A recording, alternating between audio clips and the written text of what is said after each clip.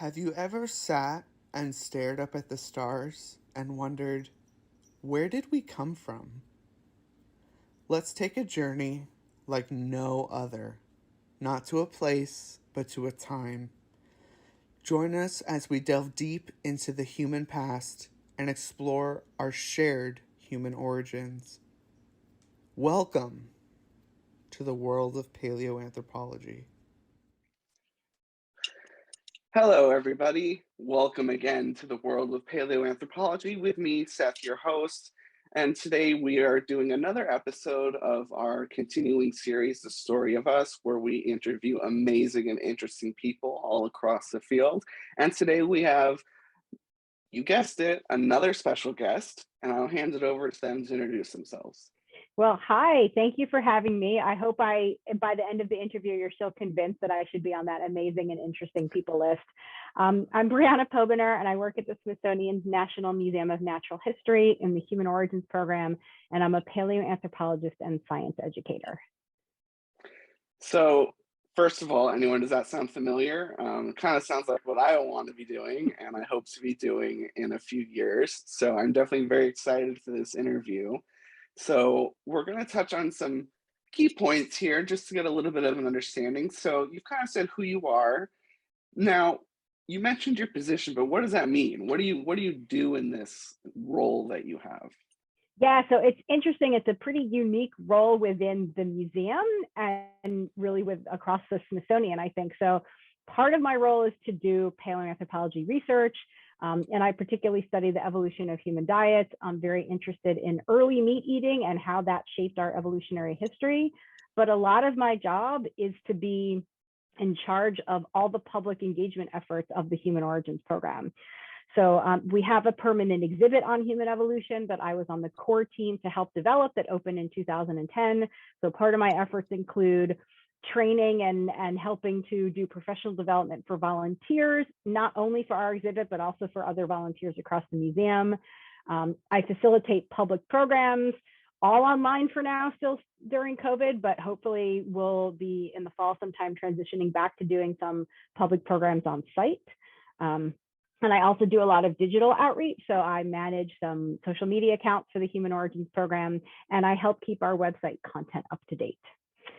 So that's the sort of basics. I also am an associate research professor at George Washington University. So I'm part of not their core faculty, but sort of their broader faculty in the Center for the Advanced Study of Hominin Paleobiology, or Human Paleobiology, CASHP.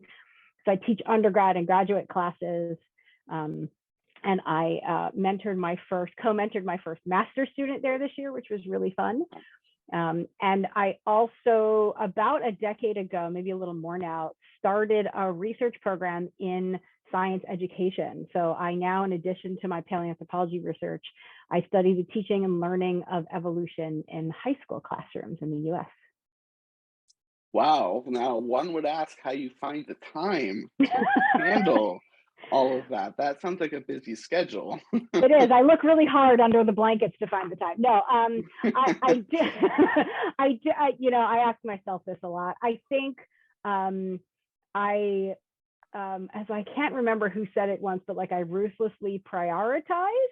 I think I'm thankfully pretty well organized, but also my job affords me a lot of flexibility. So I'm able to like pursue the things I'm interested in. I've done a lot of museum service during COVID while I haven't been doing as much research. And so it's really just a constant like keeping track of things and trying not to let too many balls drop, I guess. Always a game, it sounds like. Now, your fields that you're in are quite specific. What got you interested in not only paleoanthropology, but meat eating and its essential role in human evolution? Yeah, good question. I was telling this story to a recent graduate. I was at a sort of workshop in Maine for the past couple of days. So I started college. I should go back a little bit. I was not super interested in science as a kid. I didn't find it, I had great teachers, but I didn't find it really like compelling and interesting and mysterious and all about discovery. I was found it all about like rote facts and memorization and doing a lab and getting the right answer, or you mess something up. So it didn't captivate me, but and I started college thinking I wanted to be an English major, maybe a writer. I still really like writing, but like I wanted maybe be a creative writer. And I went to my dean, who was advising me, and I was looking for a fourth class in my first semester, and she said, "Why don't you try anthropology?" And I was like, "What's anthropology? I've never heard of that. No idea what it was." And she said, "It's a study of people." And I was like, "Wow, that sounds pretty cool." So I took an introduction to physical anthropology and archaeology class and really liked it, despite the fact that I completely failed the first quiz. And I was like, oh, I need to learn how to study now, but I still did well in the course. And then my second semester, I took a course called Primate Evolution and Behavior. I was also taking historical geology at the time, which was the evolution of life on Earth. I was like, this is the science that captivates me. So that's how I got interested in paleoanthropology in general. I went on a field school the summer after my junior year of college. I was like, lucky. College, in between junior and senior year. And it was the only field school ever run by Lee Berger. Before he became the famous paleoanthropologist Lee Berger. It was a fantastic experience. I loved it, loved field work, like knew by the end of that field school that this is what I wanted to do. And I remember on the last night of the field school saying, okay, I figured it out. This is what I want to do for my career. Now what do I do? I want to come back and get some more experience and do some research. And Lee just said, keep asking people until somebody gives you an opportunity. So I did. And the week after I graduated college, I was back on a plane to South Africa. And I went to a place called Florisbad Quaternary Research Center, which is in the middle of South Africa in the Free State. And they had the person there, James Brink, who was the sort of main researcher at the time, had agreed. I had met him on field school. We had gone through and stayed at Florisbad for a bit. And he said, actually, we have this like 4,000 or 5,000 year old mid-Holocene hyena den assemblage that needs someone to study it. And you could come here and do that. And I said, that's great. I got more interested in animal bone fossils. I was less interested in the hominin fossils themselves, but I wanted to figure out like what animal fossil could tell us about paleo environments and diet. And while I was studying that collection and teaching myself fauna, I had taken a human osteology class, but I did not know comparative osteology, but they had an amazing comparative collection. I started getting interested. There had been one paper out that documented what it looked like when predators chew on bones. And it was just assumed that everything was hyenas. But I'm studying this collection and going, yeah, but there's leopards in here and there's jackals and there's other predators. And how do I know who chewed on something? And so that spurred one of my PhD research questions. And then I think just realizing that what any organism eats is so fundamental to its adaptations and behavior and ecology that it captivated me. That's amazing. And your story, it's amazing how all of these stories start and how similar they are. Oh, I didn't want to do anthropology. I didn't know what it was. I took one bioanth class and then boom, you're in it. And it's like the same for so many people that I've talked to, and myself included. And it's just, there's something about anthropology and paleoanthropology that just, there's a hook. And if that hook finds you, you're done. And I agree. And a good teacher. I mean, I had a fantastic main advisor. And in fact, I was telling the student who I talked to a couple of days ago, I didn't even major in anthropology because the anthropology major at Bryn Mawr College, where I did my undergrad, was very cultural anthropology focused. But I was like, but I want to take ecology and biology and geology classes and even an evolutionary psychology class. So I actually made up an independent major that I called evolutionary studies. I took all the biological anthropology courses I could, which was not many because there was only one biological anthropologist, but it was also having a really wonderful professor. So right. And that is also a huge part of it, which again is why people such as yourself are so important, because you're spreading not only that want and that education to students, but you're also helping teachers figure out what they need to do and providing resources for them.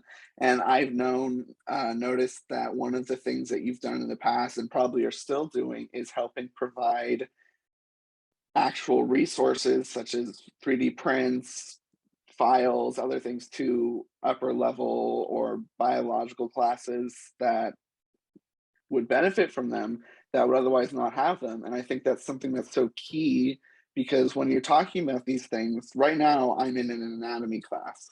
And it's not the first anatomy class I've taken, and I've taken other anthro classes and whatever, but and I have a collection of 3D printed skulls, Mm-hmm. but I don't have like femurs or, you know, other things like that. So actually getting to go in and hold a femur, it's so different. So I can just, it's just amazing. Yeah. No, I fully agree, which is why, unfortunately, so I teach the comparative osteology or faunal analysis class for the undergrads at George Washington University, and I refused to teach it online during COVID. I was like, I can't, in good conscience, teach an osteology class where students never touch a bone. I can't do it. I mean, yes, technically I could. There's a lot of good online 3D resources, but I was like, I can't in my heart like teach osteology where students aren't able to actually look at field collections and learn that way. So Yeah, I it's totally agree. critical. Mm-hmm. So what did you discover when you did your research on early meat eating? What were the results of your early research? Yeah, so I guess, I mean, if I had to, I haven't had thought about this, but if I had to like sum my dissertation up in, you know, a couple of sentences.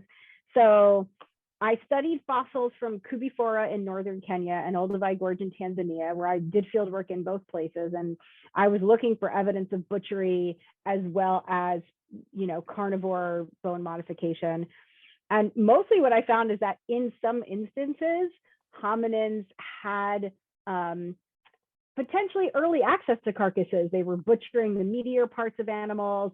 They did not see, this is at Kubifora, they didn't seem to, this is a 1.5-million-year-old fossil assemblage and several thousand fossils.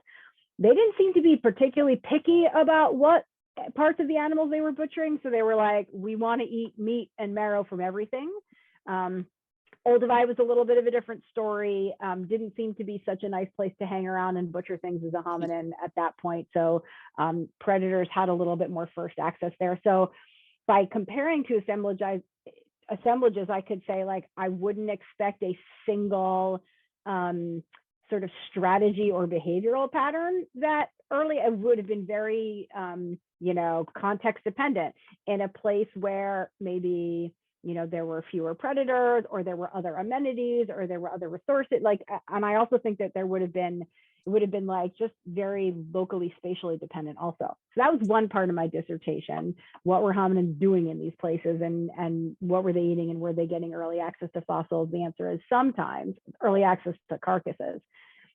And then another part of my PhD was trying to figure out, can we tell what kind of predator chewed on a bone based on either the morphology of the tooth marks themselves or the chewing patterns? Because if we could do that, and I did that all with modern predators in the wild, if we could do that with modern predators, then hopefully I could find those patterns in the fossil record, because it's very different if we're thinking about hominins interacting with predators, if they're interacting with big terrestrial social felids like lions, or solitary, you know, nocturnal cats like leopards that stash their kills in trees.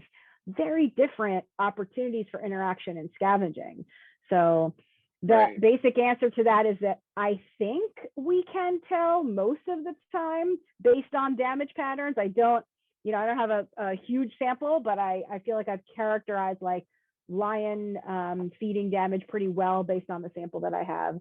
So I think, you know, my answer to that question is, yeah, I think we can. And I think like the more samples that we as a collective group of folks who study this build up, we'll be able to get more specific about that. That's awesome. And, you know, you sound very passionate about it. And that's always what helps spur on the science, is, of course, being passionate about it. So as a science communicator who has won numerous awards at this point doing just that, why don't you tell us about inspiring people? One, why does it inspire you? And two, why is it important to get people excited about this? Yeah, great questions. So I guess it inspires me. I always had a little bit of trepidation about going into academia. I knew I wanted to get a PhD. I love doing research, but my trepidation was always like, and how am I going to really impact the world and make it a better place? Because I'm idealistic and optimistic. And the opportunity to like inspire not only students in my classrooms, but millions of visitors from around the world is rewarding. I get, I mean, in some ways it's almost selfish. Like I get so much pleasure from seeing students, kids, like adults, when they're like, oh, I get it. Oh, I understand how science works. Like, oh, this is really interesting. So I really enjoy like helping somebody figure out those things for themselves in a sense and get inspired by the same things that excite me. And I think, why is it important? Not because it's so important that everyone out there understand all of the details of human evolutionary history, but I think that you know, paleoanthropology and human evolution is a hook to get people interested in science. It's all about us. It's something that everybody can relate to. And I think it's important because of, you know, low levels of science literacy, of people being afraid of science, of anti-expertise sentiment, and anti-intellectual sentiment. So I think actually building a scientifically literate citizenry is more important that somebody knows that like bipedalism evolved before stone tools. You know, the content is really exciting to me, but I think helping folks understand the process of science and how we ask scientific questions, and become less fearful of science and become more comfortable and feel like they can maybe be part of it. That to me is actually the most important part of what I do. And I feel like that's an extremely important base for starting to deal with some of the more systemic issues that we have in our society.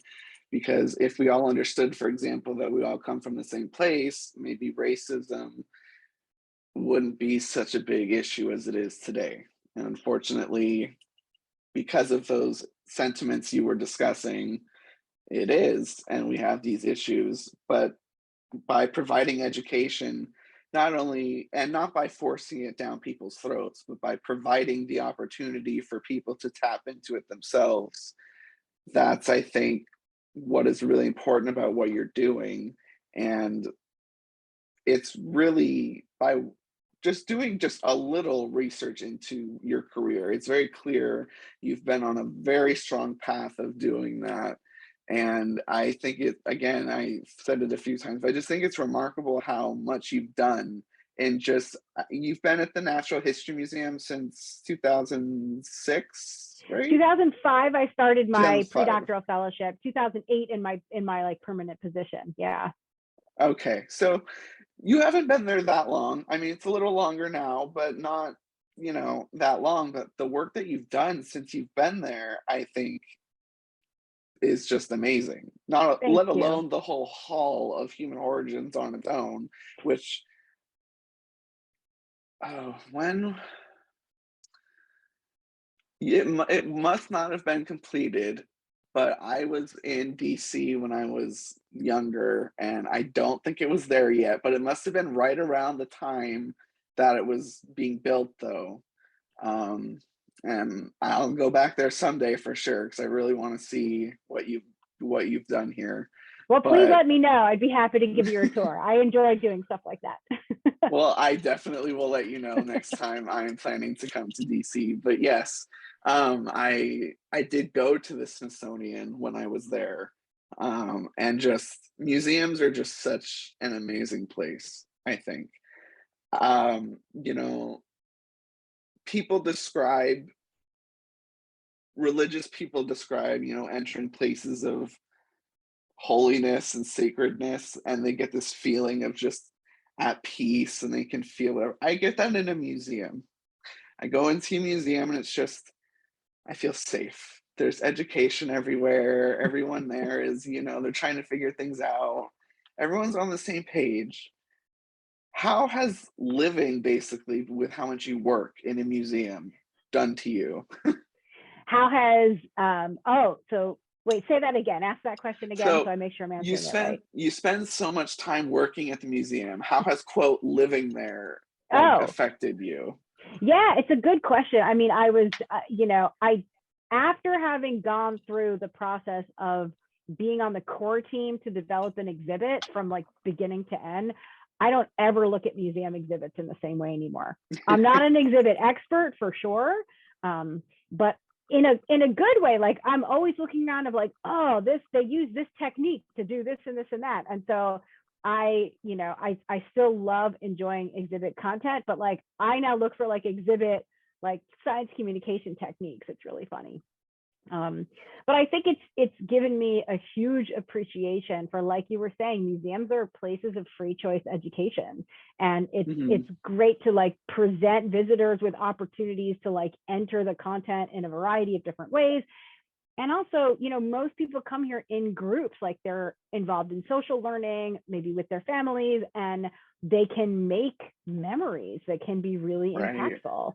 So it's a special opportunity to be able to present stuff like that in exhibits. I know that at my local natural history museum, which is Los Angeles, um, we just had the Jane Goodall exhibit, and I took everyone I knew there. It was just I just love museums. So how speaking of building exhibits, if you had one goal, what do you think would have been the one goal of the Human Origins exhibit? What were you aiming for when you were Yeah. designing it? So it's a good question. And actually, as we built the exhibit, the first thing we did was say, like, what is our main statement? What do we mostly want to communicate? And what are like, I think it was maybe 5 other sort of sub goals. And it was that humans evolved over millions of years in a changing climate. Okay, that's kind of Mm. 3 things, but it was one statement. Right, But it was right. it was the idea that like it didn't happen all at once is another way that we like probably didn't put on the wall, but like it's what we talked a lot about amongst ourselves is that human evolution took a long period of time. The characteristics that evolved that make us human happened at different times at different rates, and just that like it was really a process. And this is the scientific story in the sense of how we became human. So Amazing. Um, what would you suggest? Because unfortunately, using my museum as an example again, our Human Origins exhibit is about a cube, 3 by 3. Um, we have Lucy's skeleton and mm-hmm. Nakatomi Boy, Mm-hmm. and maybe 3 skulls. Why do you think some museums prioritize human evolution and while others kind of literally push it in a corner? It's a good question. And I really think it all has to do with the people. So the Mhm. curator of the Hall of Human Origins and the director of the Human Origins program here is Rick Potts. He has been thinking about developing a human evolution exhibit since he started the Smithsonian in the mid 1980s. So I think some of it is really having the expertise and personnel on site and on staff and the vision that this is a really important thing to do. I think it's probably more that than anything else because museum Mm, exhibits tend to be led by in-house curators, and those curators are interested in displaying to the public the research that they work on. So I think it's in some sense mm. just it's who's there and who is, proposing and pitching exhibits and that sort of thing. That makes sense. That makes perfect sense. Okay. Maybe I have to send someone an email. I don't know. They're like, hi, I'm willing to, volunteer curate your exhibit. Exactly. So what is your favorite part of being a science communicator? I assume it's seeing people's faces light up, but Yeah. is there any like is there a secondary like just wow factor? So, I mean, it's definitely seeing people's faces light up, and whether it's like I do a lot of Skype with scientists, and I love seeing kids' faces. The last time I did one, I was finally able to be at least in my office. I had a saber-tooth skull. And so, you know, I'm talking about this and I hold this skull up, and the fifth graders, one kid just went, and I was like, that's it. It made my whole day. Like, I blew a fifth grader's mind. So I think it's that, but it's also, it's, for me, you know, as I'm doing more research on teaching and learning about human evolution, understanding more of the obstacles that people have to engaging with the content, it's also for me really rewarding when I'm able to make a personal connection with a visitor, especially, or like, you know, even somebody online in a program, especially when there's someone who's like, I don't know if I believe in this, I'm not comfortable with science. And having, like, at that point, I was telling a story the other day of how, like, I was doing a public program, and I had a mom and two daughters come up to me, look at stuff on my cart, and then go, oh, so you believe in evolution? And I thought, okay, the goalposts for my interaction have shifted. This is not about touch my million-year-old butchery marks fossils. This is amazing. It is now make a connection, you know, with everybody there, make sure they feel heard, make sure I'm respecting what their questions and viewpoints are, and have them walk away with a positive feeling about an interaction with a scientist. And when I can do that, where somebody who may have come in going like, that's not for me, going like, oh, that was a, you know, like, I had a fun conversation. That's a win for me. So I think, not that I'm, you know, I do like a challenge, not that I'm going to put myself in that position all the time, but I think really being able to understand where someone is coming from and help them have a good experience with something that they weren't sure if they were comfortable with, like, that to me is also like, that's a wow moment for me. So I was going to ask what your tip was for overcoming those sometimes awkward moments when it no longer is, look, here's my cool stuff. It's, oh, well, is it real or not? But I think you kind of answered most of it. But the other thing I would offer is to say, at that point, it's important for me to make a connection. So actually, the program that I was doing was not in the Hall of Human Origins. It was outside an exhibit called the Bearded Lady exhibit, which was all about women in science. And so I had like some of my research objects, but also like photos of me bringing my son to the field with me in Kenya. So what I did at that point is I was like, I need to make a connection with her as a mom. And so I wanted to make sure that we had some sort of personal connection, that I talked to her daughters, so I think it's figuring out like, okay, what do I have in common? How can I build a bridge?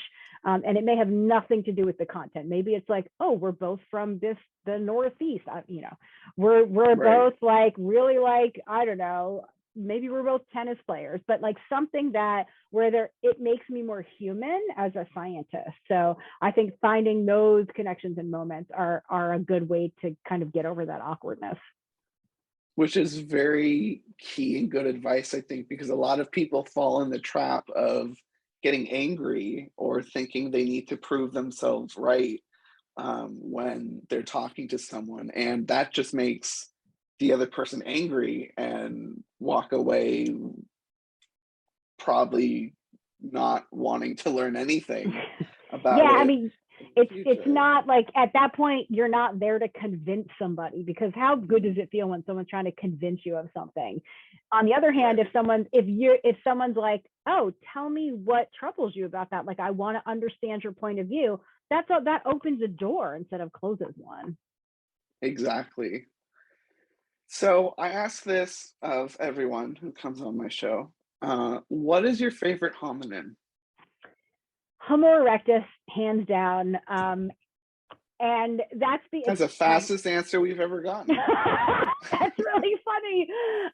It's probably not surprising. I mean, it's really with Homo erectus. Well, first of all, Homo erectus wins the longevity prize. It was around longer than any other hominin. But also, I think because it's the first species probably to migrate out of Africa, but also the first one to where we really have evidence of more systematic meat and marrow eating.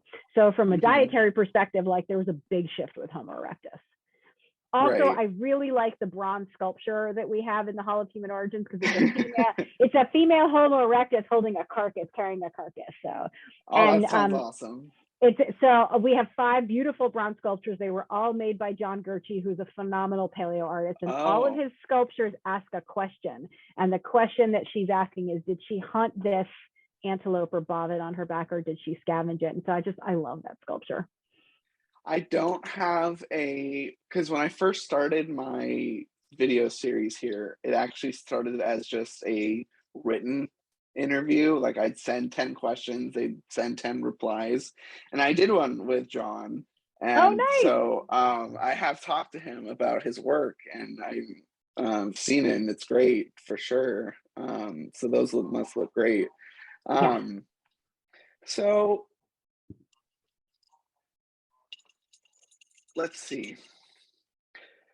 What No, I'm thinking I'm gonna ask what's a fun story from work. And I'm immediately already sent to the tweet I saw the other day of you driving home with a T-Rex plastic skeleton in the back of your car. So what's a really funny story that only someone who works in a museum could tell? Yeah, so actually, the funny thing about that, I loved all the responses, but I was like, actually, this had nothing to do with work. This was like someone in my neighborhood was giving away a giant plastic T-Rex skeleton, and I was like, I will take that and put it in my front yard. So it actually had nothing to do with work, which is funny.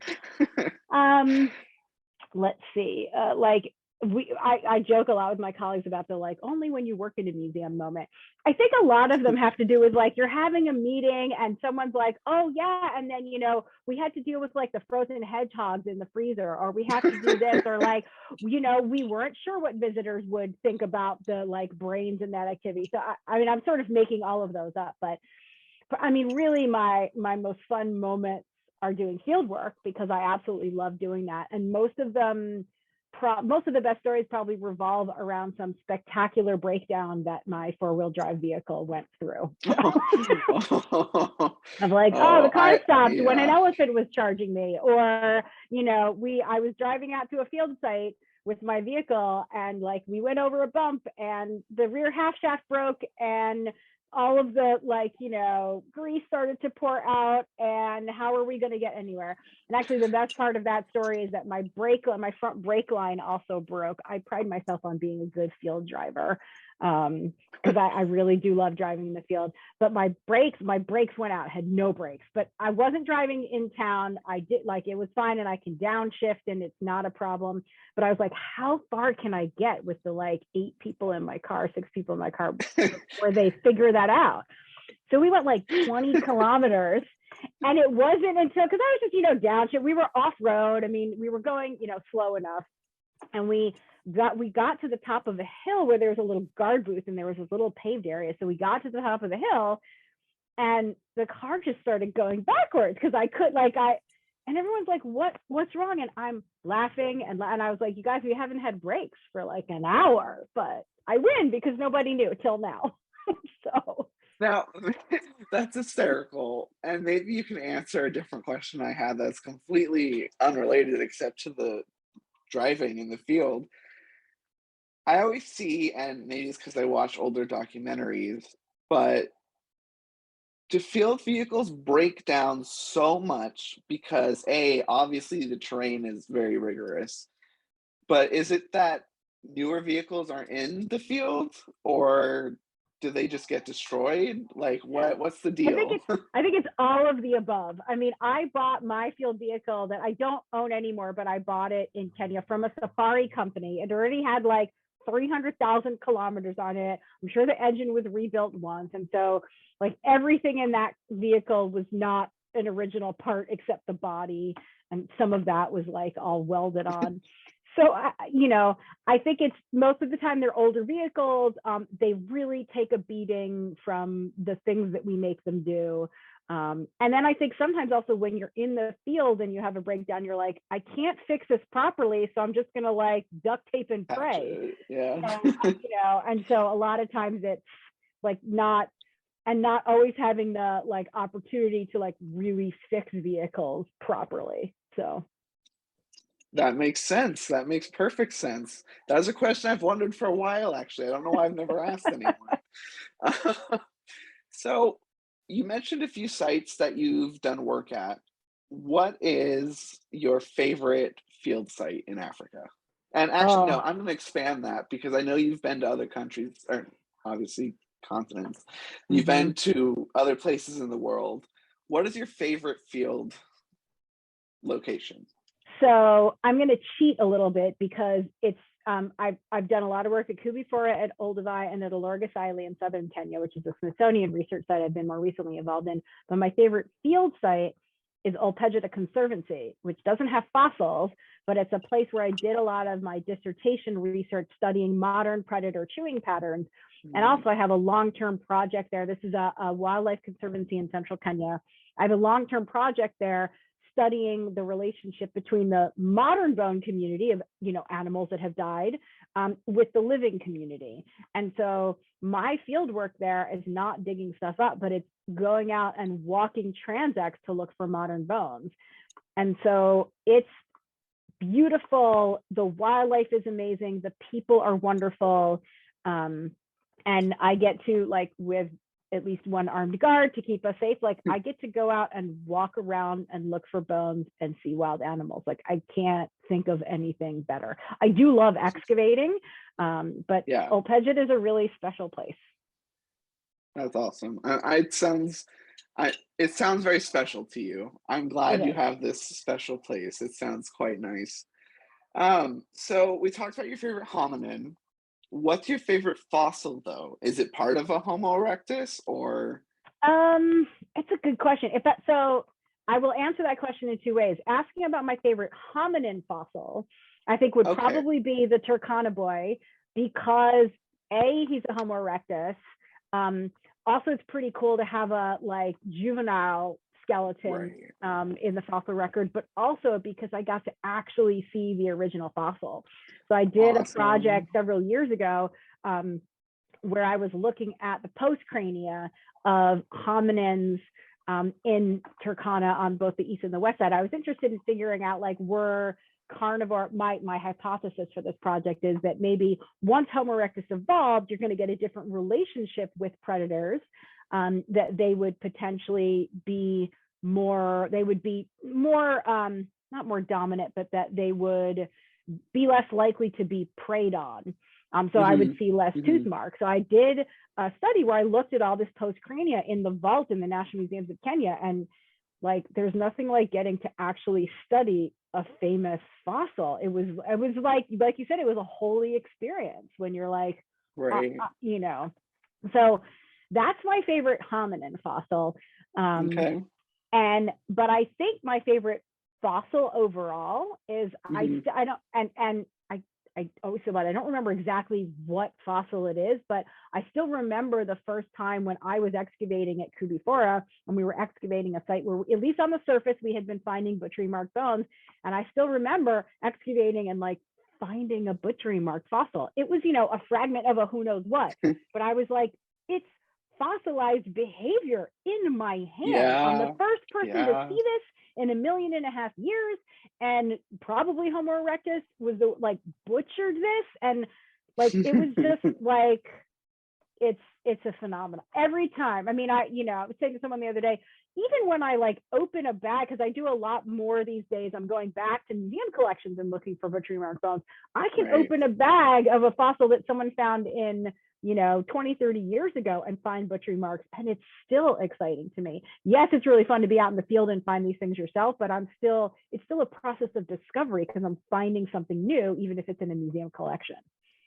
Right. Which brings up a question. How was the pandemic for your research?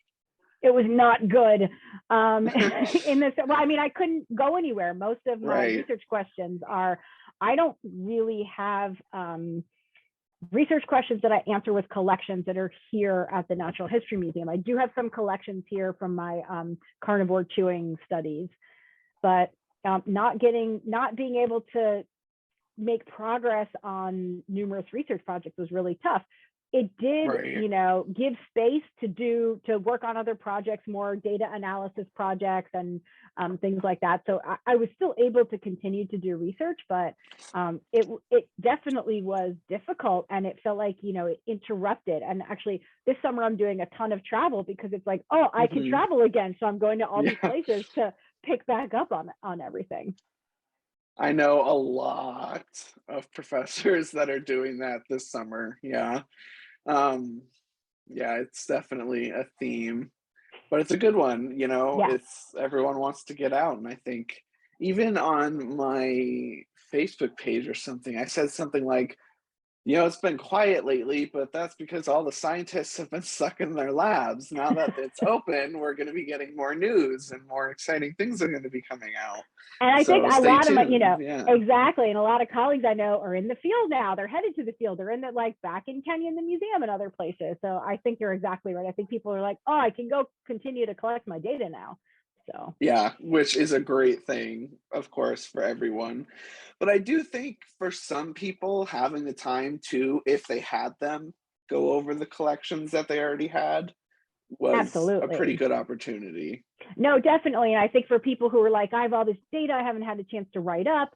I mean, I think there were also, like, for those of us who are parents, the pandemic was also more challenging, trying to like juggle childcare and work, and everybody's at home. And Right. so that made things a little more difficult also. Of course. Yeah. So, what recommendations would you give to either someone who just wants to be an anthropologist or someone who wants to do science communication or both? Where would you start? What would you say is a keystone? So I would say the first thing to do is to figure out what you really like. And part of that includes figuring out what you don't like. If you're not, if you're like, I want to look under a microscope all day and find XYZ, great. I could sit in a collection and look at fossils all day to look for butchery marks. Other people could be out excavating all day. And sometimes it's like, find what some people consider drudgery, but you really like. And that's an important thing, because it's also important to say, like, figure out what you don't want to do.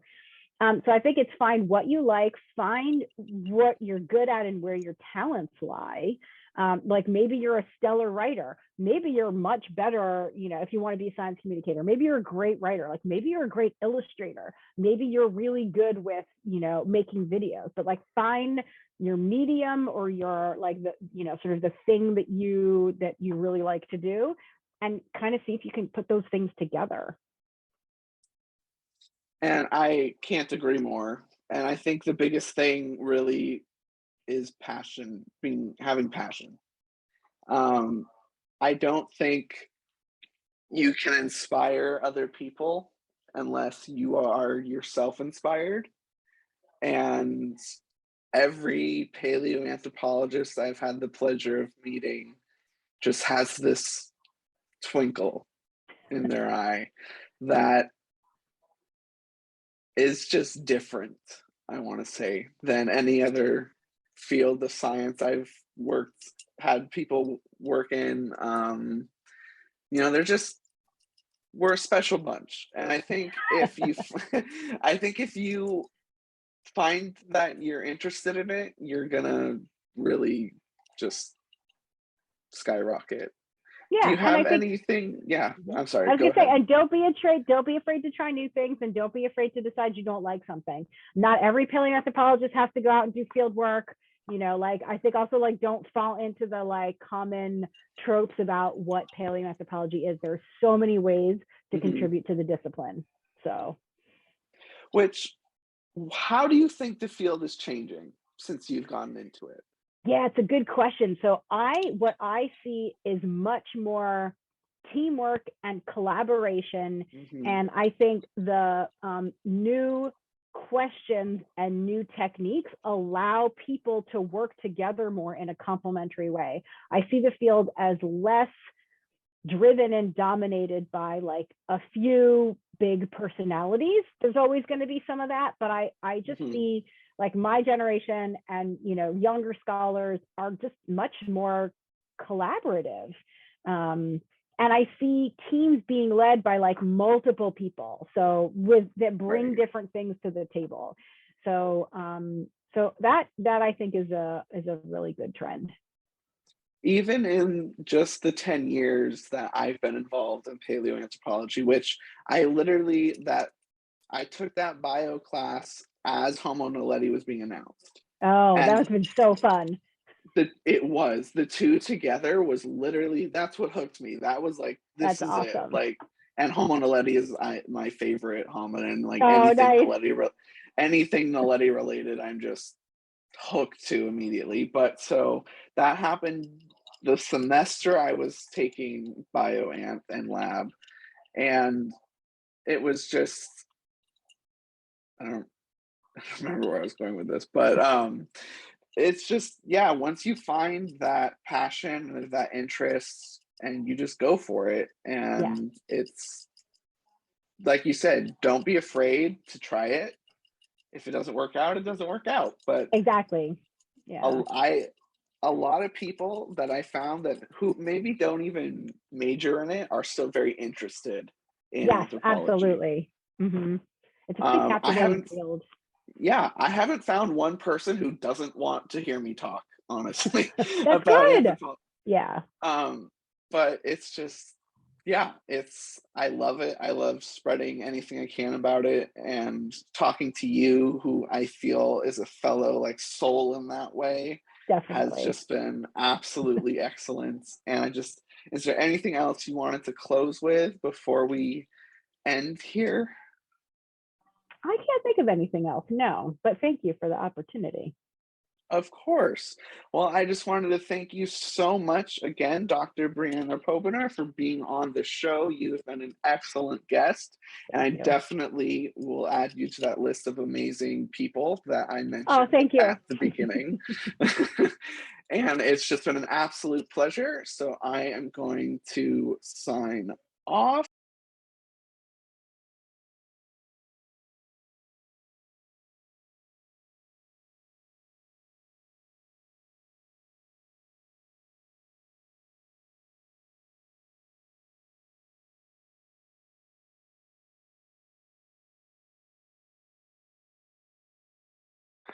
Hello, everyone. Thank you for watching this episode of The Story of Us. I hope you had an amazing time and learning experience. My guests and I had a great time putting this together for your enjoyment.